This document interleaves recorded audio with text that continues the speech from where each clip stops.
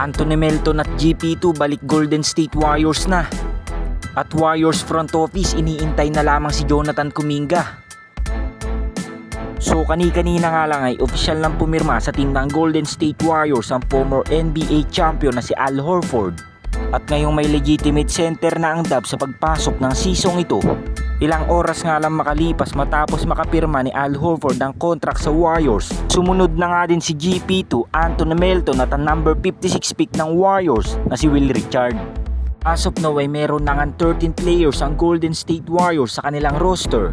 At pang-14 na nga sana si Jonathan Kuminga. Ngunit hanggang ngayon nga ay hindi pa rin ito tinatanggap ang offer ng Warriors front office.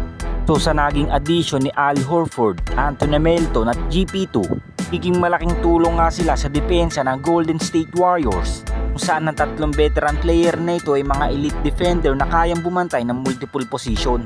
Bukod nga sa kanilang defensive ends, magiging malaking tulong nga din kala Steph at Jimmy Butler ang kanilang scoring.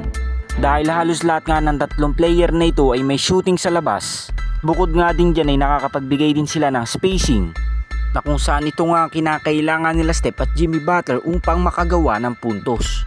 Ganun pa man sa pagpasok ka nila Al Horford, GP2 at Anthony Melton sa Warriors, asahan na nga kagad ang kanilang magiging starting lineup ay pangungunahan ni Steph, Buddy Hield, Jimmy Butler, Draymond Green at Al Horford.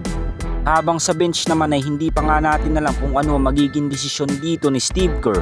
Dahil sa ngayon nga ay mas lumalim ang kanilang second unit lineup. Kinakailangan talagang mabalasa ito ng Warriors head coach upang mapili kung sino ang hahalili sa posisyon ni Steph, Jimmy Butler at Draymond Green. At dahil nakagawa na ng galaw ang Golden State Warriors matapos nilang papirmahin si Al Horford, Anthony Melton at GP2, ngayon nga ay si Jonathan Kuminga na lamang ang kanilang pinoproblema. Dahil ang pinakang request na nga lang ni Kuminga ay tanggalin ng Warriors ang team option at palitan ito ng player option. Kung hindi nga ito gagawin ng Warriors front office, mas gusto pa nga ni JK na matrade sa ibang team upang magkaroon nga siya ng kalayaan na maging number 1 option ng isang team. Noon pa man ay hindi nga natin alam kung ano magiging kapalaran ni Jonathan Kuminga, dahil siguradong nape-pressure na din ito dahil nakapagpapirma na nga ng bagong players ang Golden State Warriors. At lumalabas nga lang na kayang-kaya nga lang siyang palitan ng Warriors front office kung hindi nga niya kukunin ang ibinigay sa kanyang contract nila Mike Dunleavy.